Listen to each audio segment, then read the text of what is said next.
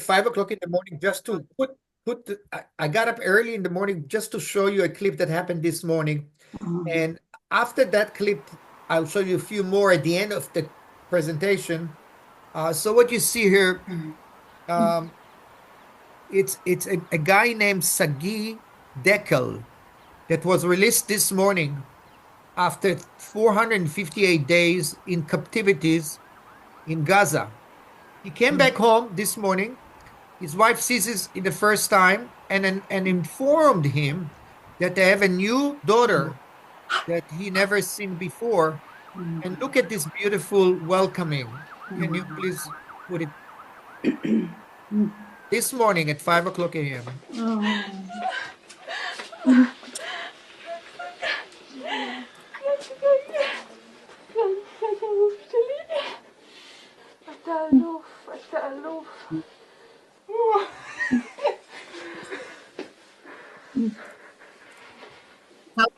How old's the His early 20s. That's his wife on the left. She gave birth. That's his father. Okay. And then she says to him, she tells him now that that's the name of the daughter. Very, very moving. Very, very. And then at the end of the presentation, I will show you a couple of more clips. It was very moving. And we get up at Saturday morning very early to see this live. Question: how can it be his baby if he's been a hostage for over a year? She got pregnant before he left. The baby wasn't just born. How old's the baby? Maybe 5 months old? 7 months old. 7 months. Okay. Thank you. 8 months. Yeah, I thought that, but then I said he didn't say. He said a new baby. He has a baby, but the baby's not new. Right. Baby was born. Wow. Baby was born while he was away. Yeah. Wow. Baby's not a month. Okay, I'm going to start with the clips, if you don't mind. Stop share. Is it Merle's birthday? Is that what we heard? Oh, my birthday's on the 27th. 27th. Oh, really? Happy birthday. A big one. Ooh. 22nd, you said, or 27? 27. So that's in a while. Yeah, we're flying home to Alney to see my daughter and her family. That's my birthday. It's a big one. 27 on the 27th. Good job. Oh, yeah. No. My birthday's on the 26th, Merle. Oh, Patty. But we still have another week before then. Yeah, we'll have to celebrate via phone or They're all big. FaceTime. You do not count the candles. You count your friends and all your mitzvahs. I don't count candles anymore. The house would burn down. All right. So let's start, because I want to show a couple of clips at the end, and then maybe we can talk a little bit. If everyone has the book, it's Parsha Yitro, Jethro in English. And those are the pages if you have the book, if you need to follow up. Okay. And when we put the PowerPoint together, Eileen and I look at the left picture and the right picture. So that's on the left. The left picture is Yitro and Moses. And I want to ask you, who can tell me who is Yitro and Moses at the end of the presentation, because we are not sure here. You see the picture on the left. Who is Yitro? Who is Moses? Okay. Just interesting.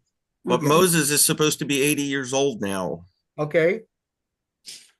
But his father-in-law should be older than him now. Should. So who is Yitro here? Well, it's not okay. So anyhow, these are the themes of the Parsha.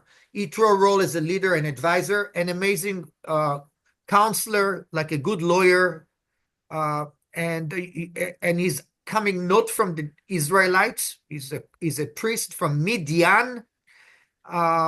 Then Yitro is suggesting to Moses a new structure of delegation. That's something that you can learn in graduate school, how to delegate in business school. And then the third theme is the Yitro and the giving of the Torah, the revelation of Sinai, and of course the 10 Commandments. of this Parsha, the Ten Commandments, and it's very moving, beautiful Parsha. General question, those questions for you just to think about the Parsha when we read it. So who was Yitro and what is significant in the Parsha? And also I want to ask you, why do we call this Parsha Yitro? If it's the Ten Commandments, we could have called it different, you know? What kind of advice did Yitro give Moses on leadership? What made him decide on the specific advice? We'll get there. So big lines of people to be judged by Moses. And he said, your system is no good. Why was the advice so important to Moses and the Israelites?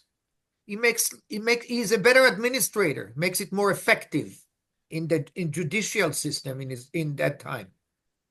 Where does Moses seem to be lacking organizational skills in this Parsha? If there are big lines, he's probably not the best administrator in this case. How did Yitro's background coming from Midian and being a non-Israelite help him to be a supporter of Moses and his people? It is a question, but those are the topics that we are going to talk. Why did Moses tell Yitro all the things that God had done to Pharaoh and the Egyptians for Israel's sake? Moses gave him a whole history of what God did for the Israelis in Egypt. And how do you interpret this quote? Moses hated his father-in-law and did just as he had said. That's an amazing, strong statement. Okay, philosophical question. Okay, what do you make of Yitro as a model of non-Israelite who recognize God? Okay, we're looking at many. In America, we have about 10,000 Americans who convert to Judaism from out of the faith. But what is their contribution to our religion? And what is Yitro's contribution to Judaism? Next question is, what leadership qualities does Yitro demonstrate? You will see it there in the text. Why was his advice so impactful for Moses and the Israelites? And what lessons can modern leaders take from Yitro today? Okay. And how can we apply Yitro's leadership principles in our own lives, each one of us? Okay. Can you come up with Yitro, with someone like Yitro in biblical leaders such as Abraham, King Solomon, and King David, how they compare to Yitro? Okay. And the people accepted Yitro with open arms. What does this teach us about inclusion? Okay, openness, accepting the stranger, the outsider into your people. I will show you a midrash if time permits. This is a beautiful. We have 3 midrashim here, but I will show you one of the 3, and then we'll conclude it at the end of the parsha. So we are going to stop. I'm going to stop share, and we're going to go now to the parsha itself. And who wants to start to read, because this is an exciting parsha? And I actually, are there any comments on the set induction, on what I just presented? Any comments, or what someone wants to say something? No. Okay. AL, Yeah. maybe the portion is called Yitro because it's in the first sentence. Maybe had the words 10 Commandments been in the first sentence of the Parsha, then it would have been the name of the Parsha. Very good answer. That's an excellent answer. Okay. It can be the answer for your question. Yes. Anyone wants to say something else? Why Yitro? Yes, Meryl. Thank you, Judy. Yes. Thank you, Judy. That's what I would have said, but that makes me think that when the Torah was written, there were no parsha, there were no chapter headings, and that those were subsequently devised and incorporated based on that reason, which was, just strictly a delineation that made sense because it jumped out from the first sentence. So I'm wondering, but I'm thinking probably the chapters were not headed initially. Do you know? Okay. Eyal, Yeah. do you know, Eyal? I don't know. No, I don't. But it's a good interpretation. Good. Yeah. Yitro got a lot of kavod here by getting his name here. He's not yet part of the Israelites. Yes, Richard? Yeah, I always think that's interesting that three Parshiot are named for non-Jewish individuals: Oh, Noah, Yitro, and Balak. wow, that's amazing. How did you find out about it so quickly? Oh, I just have a note, and Oh, there are two names are Jewish: Korach and Pinchas. excellent. Thank you. Wow, helped a lot. Okay, Eddie, you wanted to say something? The point I wanted to make is that Yithro, being an outsider, still heard about what God did for the Israelis in Egypt. And that gave him presents to bring Moses's daughter, Moses's wife and two children to him because he knew they'd be safe. Mhm. Okay, great. All right, so David, you want to start reading? Sure, thank you. Jethro, priest of Midian, Moses' father-in-law, heard all that God had done for Moses and for Israel, God's people, how the Eternal had brought Israel out of Egypt. So Jethro, Moses' father-in-law, took Zipporah, Moses' wife, after she had been sent home, and her two sons, of whom one was named Gershom, that is to say, I have been a stranger in a foreign land, and the other was named Eliezer, meaning my ancestors' God was my help, delivering me from the sword of Pharaoh. Okay, hold on for just a second. So is Tzipporah Jewish? No. Okay. No. So are the children? What about the children here? Are Moses' children Jewish? Yeah. Nobody's Jewish yet. Yes. What? Yes. No, Because back then it was according to the father. Is that? I don't know about that. Didn't Rabbi Schwartz tell us that once, guys? he did.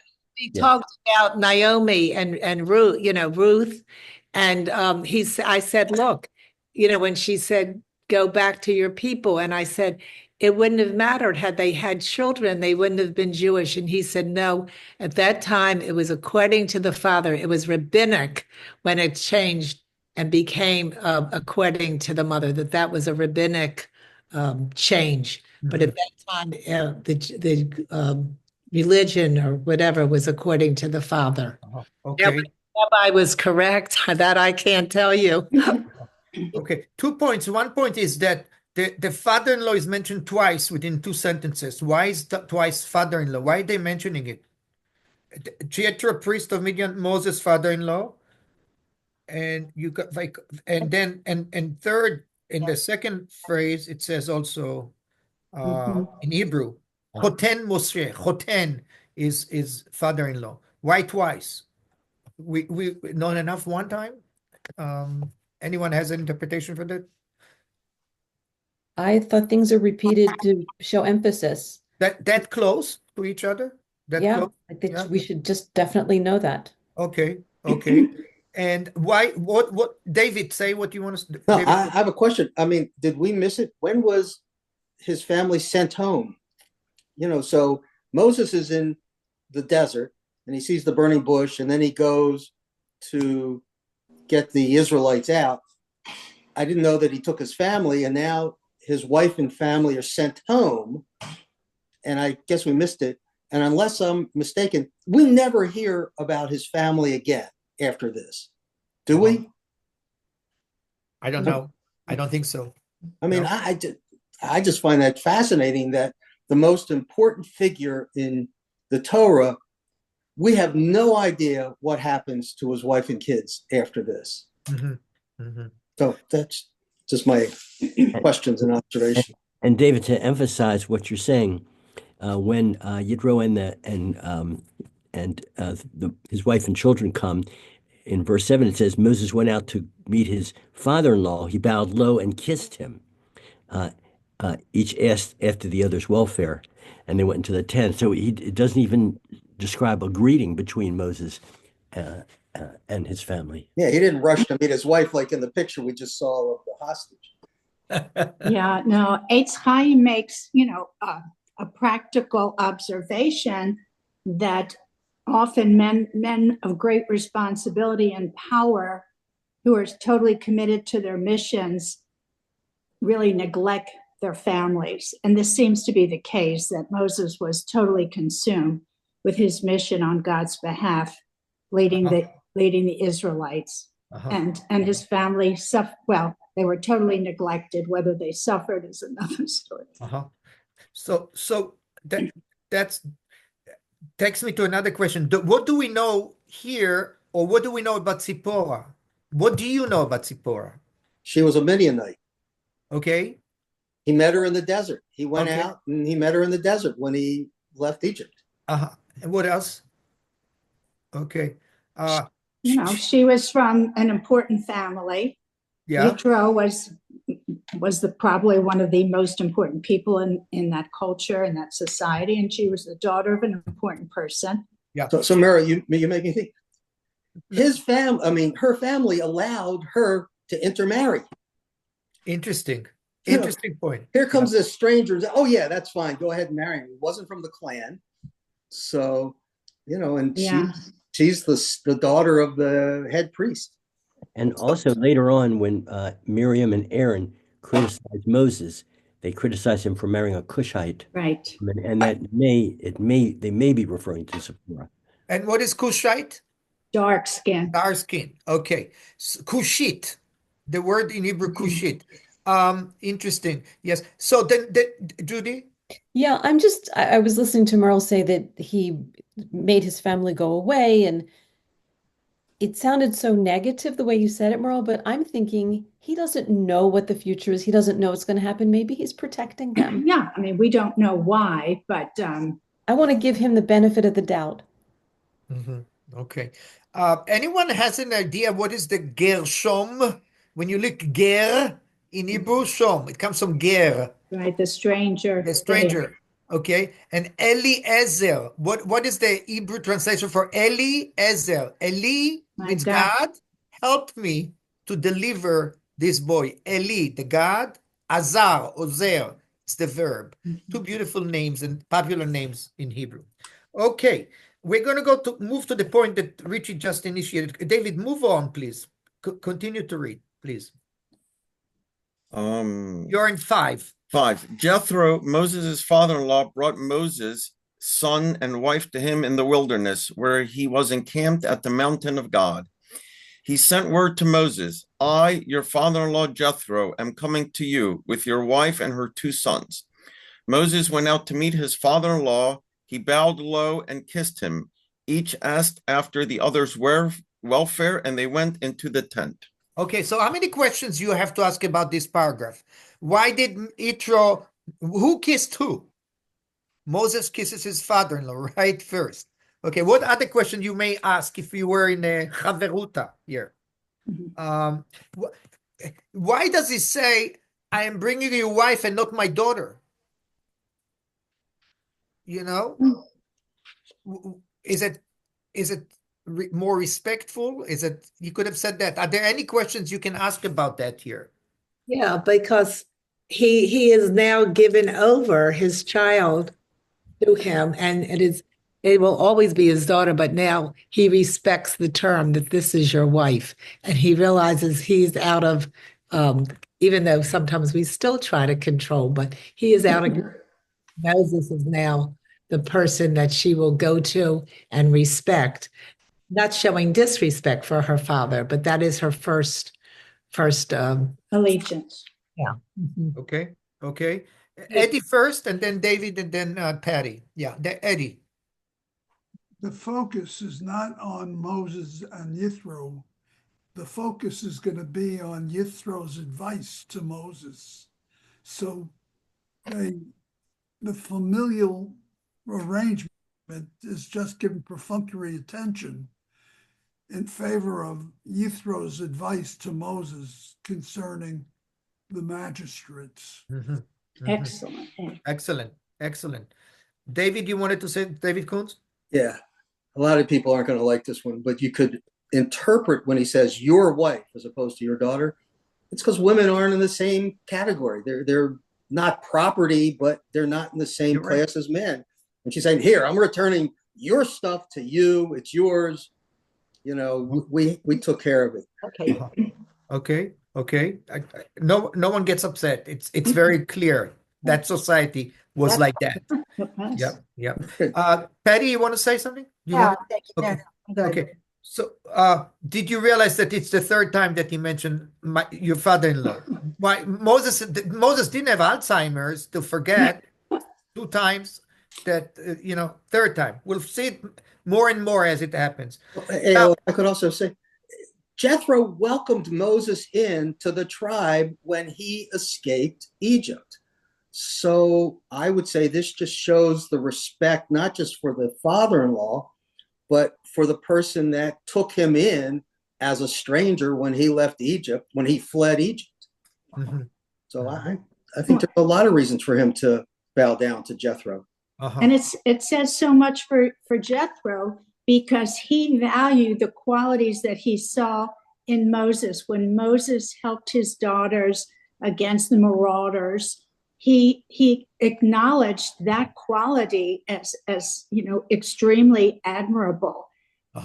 And also, they knew he was an Egyptian, and that wasn't a plus or a minus. He was an outsider, a ger, but he showed tremendous character, and Yithro was wise enough to value that above the fact that he wasn't a Midianite.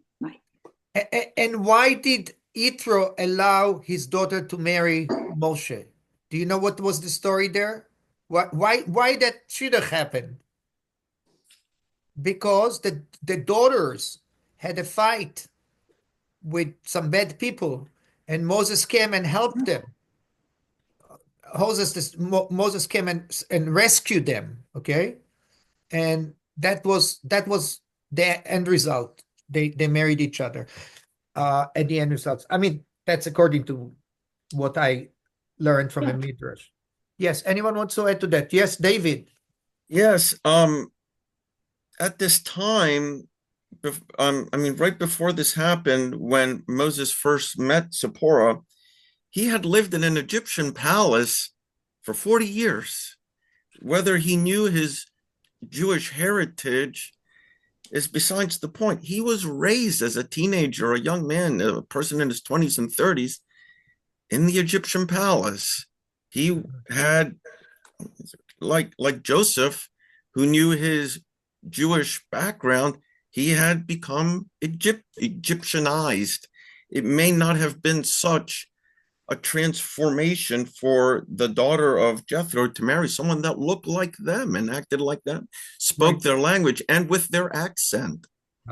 Just, I don't think it was such a leap that maybe Moses wasn't so far away from them. Maybe, there's a deeper meaning that people are not so different from each other. Yes, Jethro was the high priest of Midian, but he was also a human being. Okay. So, ladies and gentlemen, it says here Moses went out to meet his father-in-law. Where did Moses come out from? Went out from where? That's one question. And he bowed low.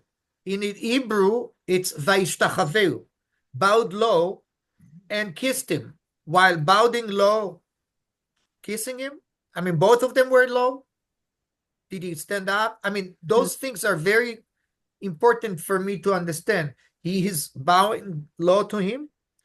Then he kisses him. It means also Jethro was down, or he got it back up again. I guess. Yeah. Okay. So and then it says at the end that they went to the tent.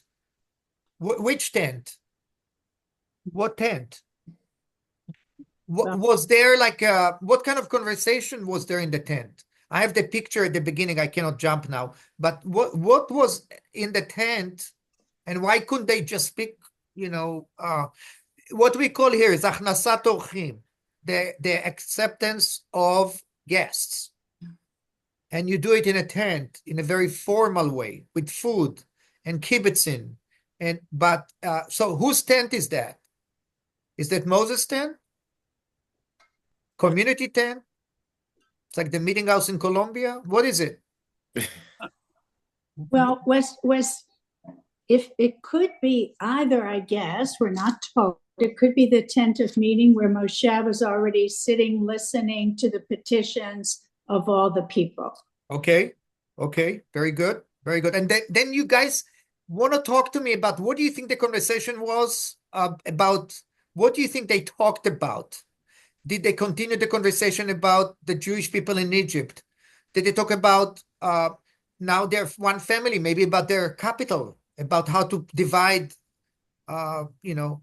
their, real estate? And so what was the conversation there? It's interesting to me to know. There are a lot of open questions when you read that. A lot of open questions. Hey, Okay.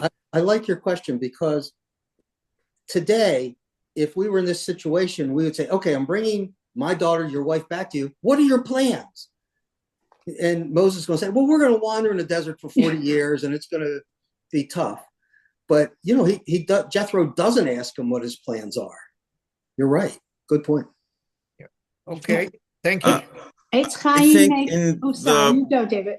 oh, thank you. I think in verse 1, Jethro hears all that God had done. I'd be curious as anybody to find out, hey, I have just heard someone told me over there in Egypt, miracles happened, 10 plagues that no one has ever seen before, hail and lice and darkness and blood in the river. I want to know everything about it because as the priest of Midian to the pagan gods, nothing ever really happened. As Abraham, when he said that his father, all the idols hit each other, and Abraham's father said, but they're just stone, they're not real.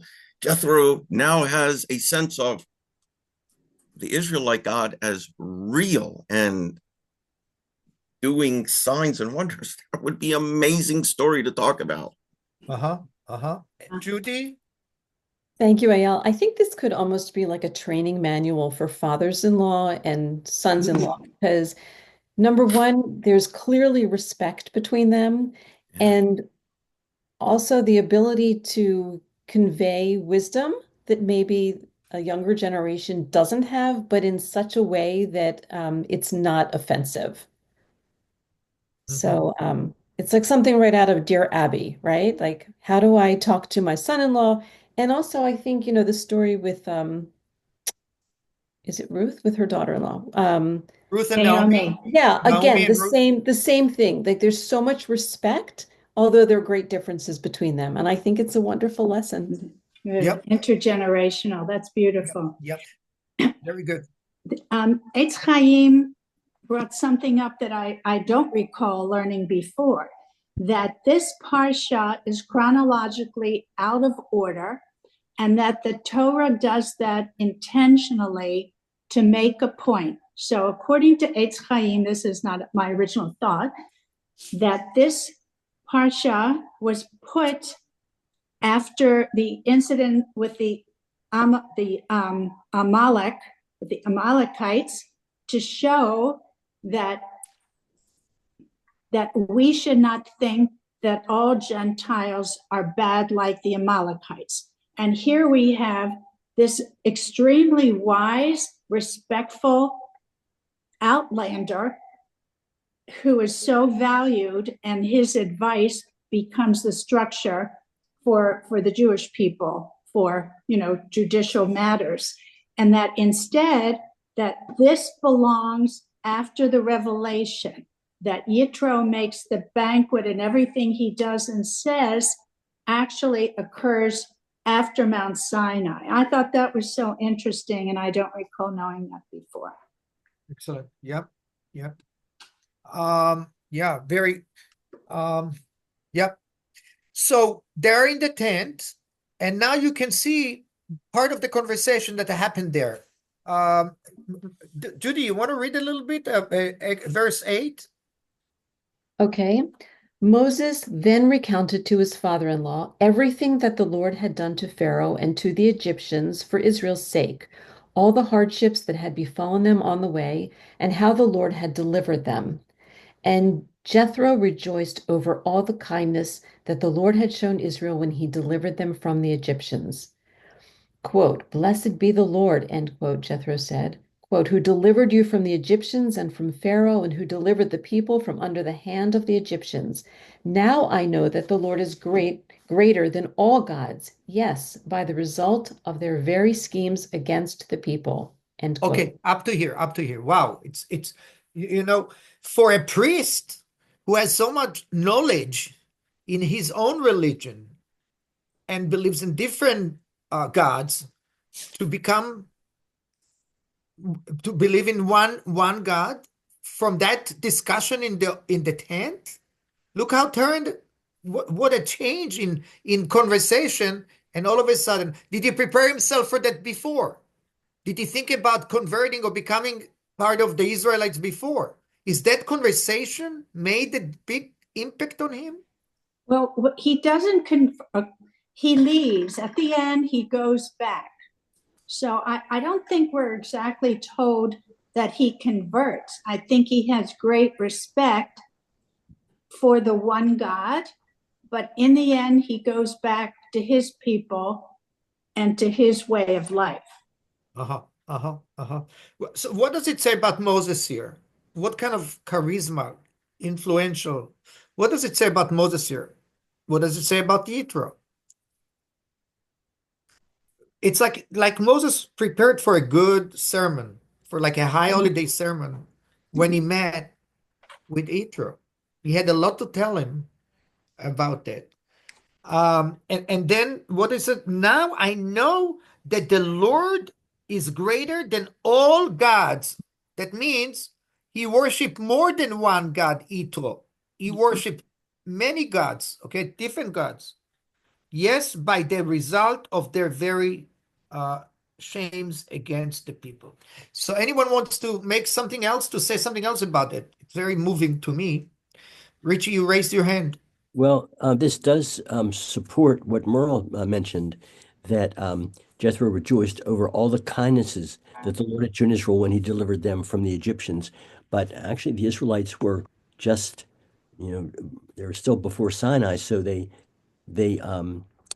there has not been a lot that has happened to them. But this is referring to a lot, seems to imply a lot that's happened to them, meaning after wandering. And in verse 12, that's the culmination of this meeting, because what happens? And Jethro, okay, and Jethro, Moses' father-in-law, brought a burnt offering. Okay, so this is a very Jewish minhag, custom, sacrifices for God. Okay, and Aaron came. Then Aaron came. So you understand what the culmination is, that he's doing what we do, brings sacrifices to God after that discussion, right? Big things happen, many things happen in a very short time as a result of that meeting in the tent. Anyone wants to add to that before we move? Anyone has a comment? Okay. Yeah, it just sounds like he was prepared if he had a burnt offering to give. This wasn't something that he was just learning in the tent. He knew that he wanted to do something sacrificial ahead of time. Okay. Makes sense. Very good. Okay, so what happened the next day? Meryl, do you want to read? Thank you. I'd rather not, because Okay. I'm having vocal problems. Thank you. Okay, Judy, do you want to continue to read? Next day. Sure. Next day, Moses sat as magistrate among the people, while the people stood about Moses from morning until evening. But when Moses' father-in-law saw how much he had to do for the people, he said, quote, "What is this thing that you're doing to the people? Why do you act alone while all the people stand about you from morning until evening?" End quote. Moses replied to his father-in-law, quote, "It is because the people come to me to inquire of God. When they have a dispute, it comes before me, and I decide between one person and another, and I make known the laws and teachings of God." Okay, And up to here for a second. So what's happening here? Yitro follows Moses and see big lines like the Pikesville Bank, you go there, huge lines. Okay. I'm picturing the long lines of people that would talk to Rabbi Schneerson. Oh, okay. Okay. And you see a big line, and I'm not comfortable here. He criticizes Moses now. Is it friendly what he says to him? Is it constructive criticism? I Is think it you know what I'm saying by here? He sees a big line, and what do you make out of that? Is it a little chutzpah for him to criticize Moses here? I'm not comfortable. I don't know. What do you feel with that? How do you feel with that? Richie, you raise your hand. Yeah, two things. One, I view it as constructive, and wants to be helpful. And the other thing is, Moses is making known the laws and teachings of God. Again, the Torah has not been given. God's laws have not yet been given, but Moses knows. So again, it has to do with chronology, and also there is a sense that Moses may intuit everything that God wants, but but it does support the fact that this is the chronology is interesting because the laws and teachings of God have not been given yet. I see. Yeah, but do we need a etrof, an outsider in education? We call it the ethic observer, ETIC, the outsider, to tell Moses how wrong he is by judging the people. Do we need a goy to tell him what's wrong here? What is wrong here, Judy? Yeah, so I totally agree with Richie that it is constructive. And who cares that it's a goy? It's his father-in-law. It's someone who they have proven that they have an affection for each other and a respect. And he didn't start off their meeting saying you're doing everything wrong. They started their meeting with the love and the togetherness. So when he sees that something is going on, I think he has every right to say, this has to be changed. And I don't think he was harsh about it. I think Okay. he said it how it had to happen. I agree with Judy, and it was so egregious. You know, we're picturing long lines, and Moshe gives everyone, you know, his attention because he's so determined to teach, you know, what God's ethical standards. And it was so impossible that it couldn't. What would happen? Something would go, and as Yitro said, you know, you're going to run yourself into the ground. This is not productive. It might be productive today, but by tomorrow, the whole thing's going to blow up. So I thought, it shows that Yitro wasn't just a father-in-law. He was the head of the Midians, a very, very, very wise guy. We've already, not as in the wise guys, but he's already proven from giving Zipporah to Moshe that he has great wisdom and appreciation of good character and a lot of common sense. Yep. Also, I agree with what everybody's saying, but think about the consultant. You asked before about, like, is it okay for a goy to come in and give, whatever, but outsiders are often brought in because theoretically, they are objective and they might be listened to more because they're an outsider, a consultant who knows a lot, and they might be more. Excellent point. An outsider has an opinion, not biased opinion. Okay, Beverly Freeland, you're muted, Beverly. You listen. However, and it's very difficult. If you tell me you can't go that way and you've done it 100 times and you are the authority, but you have to, in the end, follow your own, I say, heart or mind. And that's a difficult thing to do when somebody tells you, like a parent says, you shouldn't go out of state to school. You should, and they put something in your head that's not always good because you think, okay, but you have to be strong. And Moses was strong to say, yes, I will listen. I take it in under advisement, but we're going. And it takes a real leader because he was doing something that could put people in harm's way. But he had to be strong enough to follow his own intuition. And you have raised kids, and you don't always say, well, but they have to, you don't want to put, I don't know what the Yiddish word is, a chacham. You don't want to put something on their head that they go with a heavy heart. But Moses was strong enough to go. So he listened, but he knew what he had to do. And I think that takes a lot of courage and a lot of strength. And I think that's how we are as the Israeli people, because what we have been through and what we didn't do in Germany and the things that we didn't do, it really takes a lot. And so I think that it shows what kind of leader he was. So that's just a way of thinking. In That addition to that, we know he was humble. So he was wise, he was devoted to his people and his mission and to God, and he was humble. So he wasn't arrogant enough to say, no, we're doing it my way. This is my way.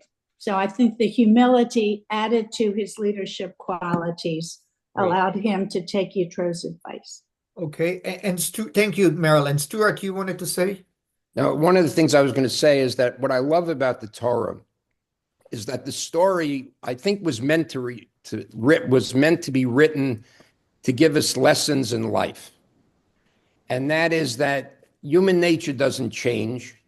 Moses needed a little shot in the arm to realize that he was overwhelmed with what was going on. And who else but another family member should tell him that? You know, if some outsider, some stranger said, oh, you're doing this all wrong, he's telling him, look, this is not going to work. You know, Moses had very good, I guess, people skills, but not management skills. And I think he needed to be reminded of this, and it holds true today. And that's sort of a lesson that so many lessons that the Torah teaches us that apply today. Yep. Thank you, Stuart. And I just want to ask you something. Do you remember in your own family, in your own case, a good advice that you received from your father-in-law, one, over the years? You know, do you have one memory that you can say, you know what, he was right, and because of him, I was able to do something better in my career? I mean, you don't have to share it, but if you have something exciting to say, because of him, I became a lawyer. Because of him, I became a doctor. I don't know. Think about it. It just, Yitro was much older. He had more experience. He came from a different background.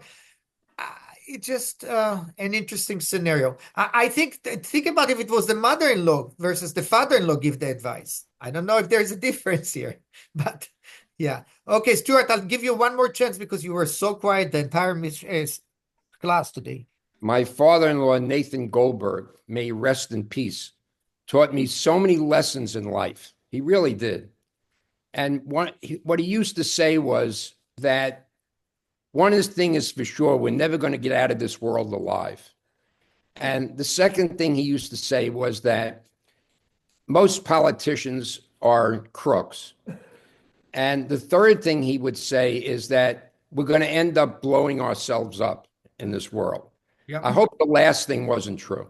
I remember your father-in-law standing in Bank of America and depositing the checks from the business. Is that true? Absolutely. Okay. And we never paid him. We never paid him. That's nice. Okay. Thank you. That's nice. Okay.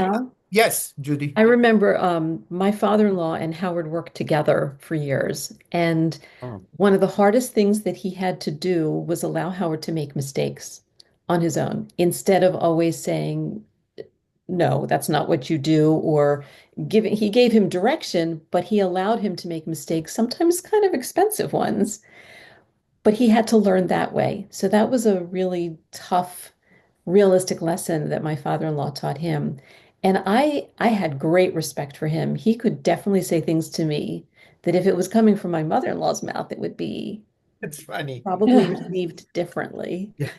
Hey, Al, Hinda just reminded me that today would have been my father-in-law's birthday. So I just want to let you know. Mazel, congratulations. How old would he be? Over 100.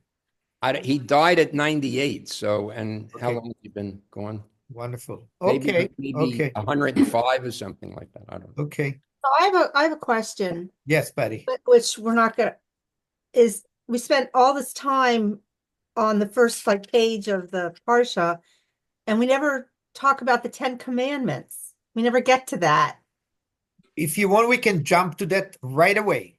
Okay. Would everyone like to go there? I can show you where to go. Yes. I think Eileen and David S. had their hands up.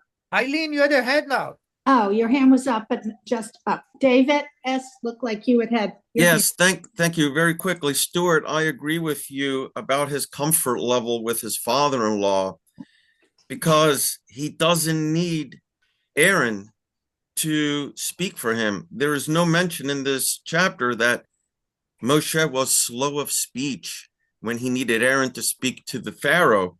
No, here he is comfortable with his father-in-law, and he is just speaking without problem.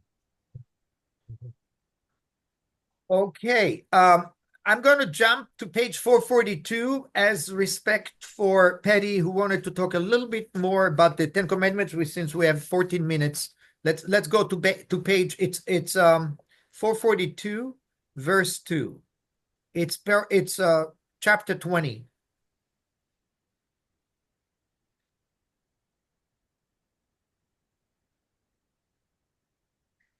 And when I look at the Ten Commandments, I always ask myself, how do you follow them in these days? How do you really abide by the Ten Commandments?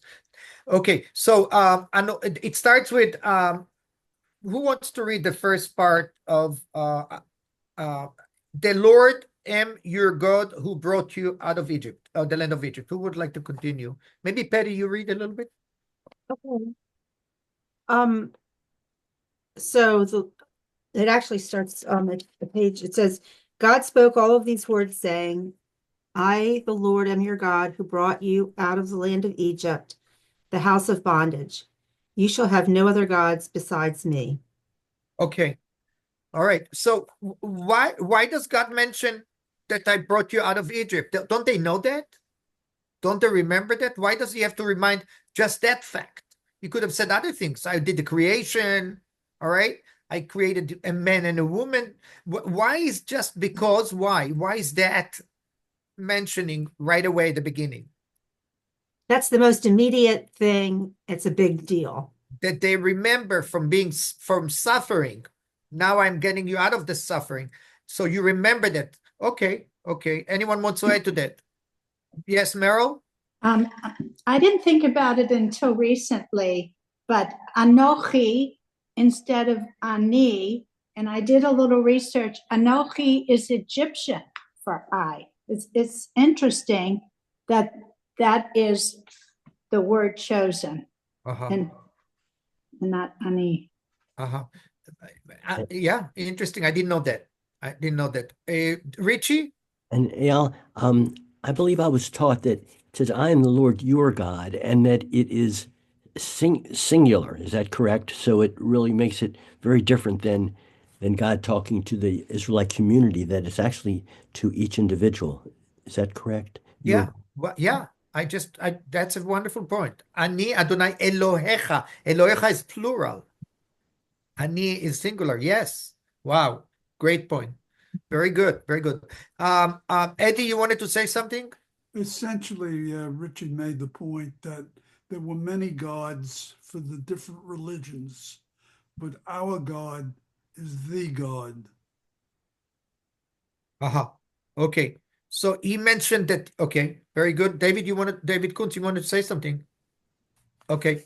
All right. So, number 4, Patty, you shall not make. Can you read, please? Not make for yourself a sculptured image or any likeness of what is in the heavens above, or on the earth below, or in the waters under the earth. You shall not bow down. Okay, up to here. So what is about how do you take it in your own home about the sculpture? What is it? You shouldn't have any art in your home? No, no. That's what it means. No, that you're thinking, if you're saying that art is God, then no, but you can have just art in your house. Well, do you go to Orthodox homes and see any heavy arts? So this is something that you can that's part of the message. Not even paintings, not even stuff like that in a very religious homes that I visit or see. Okay. Beverly, what did you want to say? No, Yeah. you're muted. Yeah. To Orthodox homes, and I've seen that. I thought it was just an image of God or an image to know imagery, but I didn't think like have flowers or I don't know. But I Okay. haven't been enough of them to Well, Okay. ultra-religious homes, they could have a painting or photo framed of a Rebbe. That's correct. Yes. Yes. Yeah. On the or the yeah. Yeah. Okay. So Patty, you shall not bow. You shall not bow down to them or serve them. For I, the Lord your God, am an impassioned God, visiting the guilt of parents upon the children, upon the third and upon the fourth generations of those who reject me, but showing kindness to the thousandth generation of those who love me and keep my commandments. So what does he say here? What is actually this command? What is it? About respect to me, to keep the commandments. What else? It's a two-way street. Yeah. Yeah. Okay. And this next one is very complicated. Okay. How many times you say, okay, so go ahead. You shall not. You shall not swear falsely by the name of the Lord your God, for the Lord will not clear one who swears falsely by his name. Okay. Okay. Is that part of the witnessing system in the court system? You cannot say anything that is not okay, true. And remember, Remember the Sabbath day and keep it holy. 6 days you shall labor and do all your work. But the seventh day is a Sabbath of the Lord your God. You shall not do any work. You, your son or daughter, your male or female slave, or your cattle, or the stranger who is within your settlements. For in 6 days the Lord made heaven and earth and sea, and all that is in them, and he rested on the seventh day. isn't it beautiful that everyone is resting? Your helpers, the people who work in agriculture, everyone needs to rest. This is very inclusive statement here. Very open statement. Okay. Go ahead. For in 6 days the Lord made heaven and earth and sea and all that is within them, and he rested on the seventh day. Therefore the Lord blessed the Sabbath and hallowed it. Okay. Honor your father and your mother, that you may long endure on the land that the Lord your God is assigning to you. Okay. Oh, okay. So why is honoring first your father and not the mother? I'm sure you discussed it in previous Parsha classes, but why doesn't the mother gives birth, goes through pregnancy, 9 months, suffering through delivery? Why is it honoring your father first and not your mother? This is a big argument here.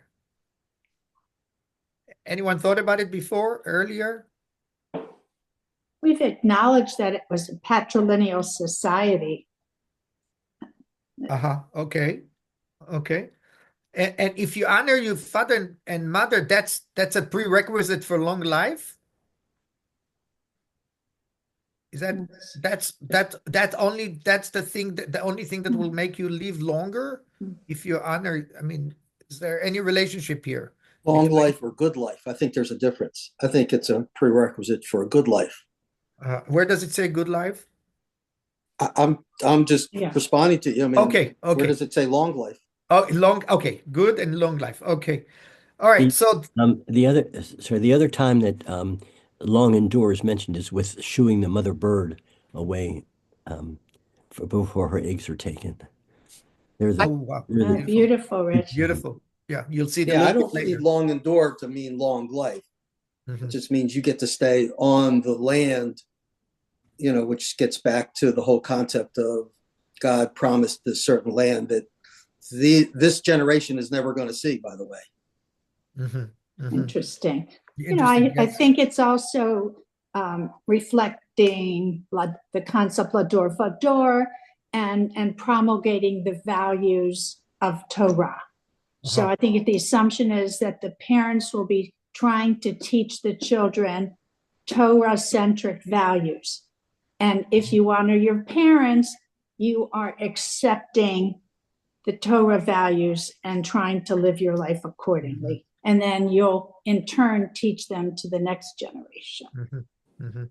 Okay. And one other thing in Leviticus 19:3, it says, "You shall each revere his mother and his father." So mother does come first there. Okay. Okay. 13. You shall not murder. You shall not commit adultery. You shall Yeah. not steal. You shall not bear false witness against your neighbor. You shall not covet your neighbor's house. You shall not covet your neighbor's wife, or his male or female slave, or his ox, or his ass, or anything that is your neighbor's. Is that these 10 commandments are inclusive of everything that we should do in life?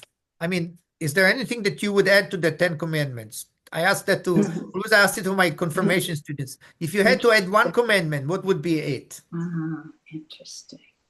And I get great answers.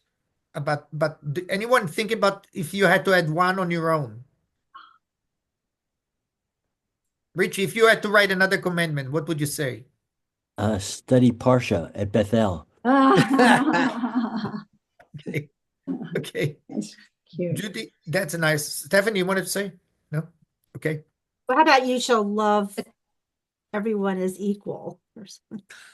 Okay. It's very interesting spending so much time in Thailand, and the culture here, as elders, Frank and I are often referred to as mama and papa. And we are treated with an amazing amount of respect and dignity and generosity. And I think that comes right from this. Yep. Yep. One to add that you should not, what's it? I always say lashon hara. You should not talk. I think that we are too, speaking for myself, sometimes too fast to say things that are maybe negative about other people. And I think that that's harmful. And I think that that would be my 11th commandment. Okay.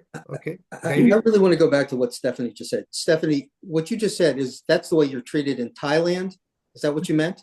Yes. Which says to me, again, and it's somewhere in this Parsha, I know I read it, that other people, you do not have to be Jewish, other people can hear the word of God as equally and as legitimately as Jews. And obviously, those people in Thailand are not Jewish, and they have this respect that they got from their religion. And to me, what you just said was a really beautiful thing for how I hope we all deal with everybody, regardless of whether they're Jewish or not. And I love that, David, and I love that, Steph. And according to Eitz Chaim, that was part of why this Parsha was put in where it was after the Amalekite story, to show that there are wonderful, kind non-Jews worthy of our respect. And one of the most respected characters in the Torah is Yitro, the Midianite non-Jewish father-in-law of Moses, whereas all of the Jewish heroes, in quotes, are terribly flawed. We don't see any flaws in Yitro. I think that's an interesting observation. Great. Great. Stuart? Just going back to honoring the father and the mother in that order, there's an interesting commentary in Eitz Chaim. The Talmud apparently looked at this also, and it says the Talmud suggests that the Torah is seeking to balance the natural impulse to honor one's mother and fear one's father. And some societies and religious movements teach that people can be truly themselves only if they, well, that's something different. But I guess they were looking at trying to explain, why you would honor your father first.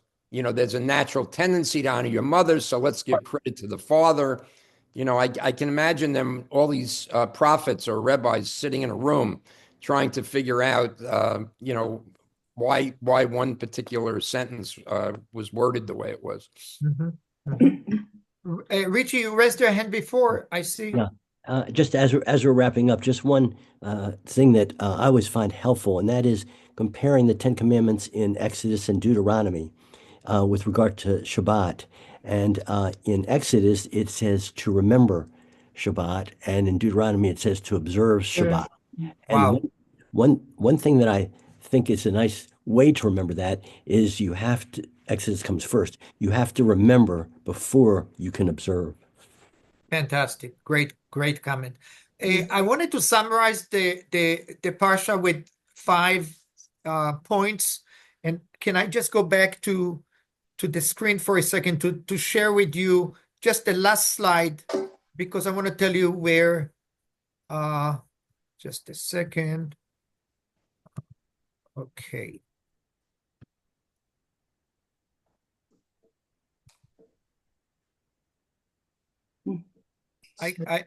I wanted just to, so the last slide's the summary. It's not this card. Okay, here it is. The conclusion, ladies and gentlemen. What is the Parsha? What did we learn of this Parsha that I learned from you more than I brought to you? The importance of wise counsel and listening to others. Doesn't matter where you're coming from. If you have a good advice, it's so welcome. And leadership is about empowering others, not controlling them. That's point number 2. Recognizing wisdom from outside sources. Even non-Israelites can enhance Jewish life. Okay. And knowing how to balance work and rest. Okay. So the big lines, prevented big long days. Respect for diversity and different paths. This is what I came to a conclusion. If anyone wants to say final word here, I'm happy to hear you. If you have any final word to say, Meryl? Well, thank you, Eyal. As always, you present initially concepts for us to think about as we're discussing the Parsha. We appreciate that. And then you wrap it up so well. And we appreciate the videos. It brings it from 3,000 years ago to today when you bring us these current videos. They're very, very touching. I had just one thought that the antidote to the coveting commandment, that I would add something about gratitude. And I think gratitude is an acknowledgement of the blessings that we have and an antidote to the coveting and the envy. Well said. Thank you. David, you had a remark written. Which David? You, David Kuntz. You said I was just responding to David's comment about long endure, whether it meant long life or what it meant. And again, Eitz Chaim, I read these comments, and then Eitz Chaim made a great comment that this has to do with keeping the social fabric and survival of the people, not that you yourself will have a long life, but that society will be well ordered. Great. So if you guys are home tomorrow night, we have a great My Story interview with Dr. Diane Orlinsky and Larry Weiss, who is Diane Orlinsky is a dermatologist, but she did serve in Israel. She went on a mission to Israel. And so is Larry Weiss, who is a doctor, emergency room medicine or urgent medicine. And they will both did a mission in Israel, and they're going to discuss it tomorrow night with us. How do you get on? Look tomorrow morning on the Buzz of Bethel, and it will give you the instruction. The Buzz will give you the instructions. And the next month, we're going to have 3 Israelis, 3 Americans who made Aliyah of members of Bethel that decided to live in Israel, and they share their stories. That's a very interesting story. Wonderful. And, so let me tell whoever it was that asked about how to get on. You have to register so that Ellen Marks will set, or automatically, I don't know how it happens, that you'll get the link. You got to register and then you'll get the link, and then you'll be able to get on to the story.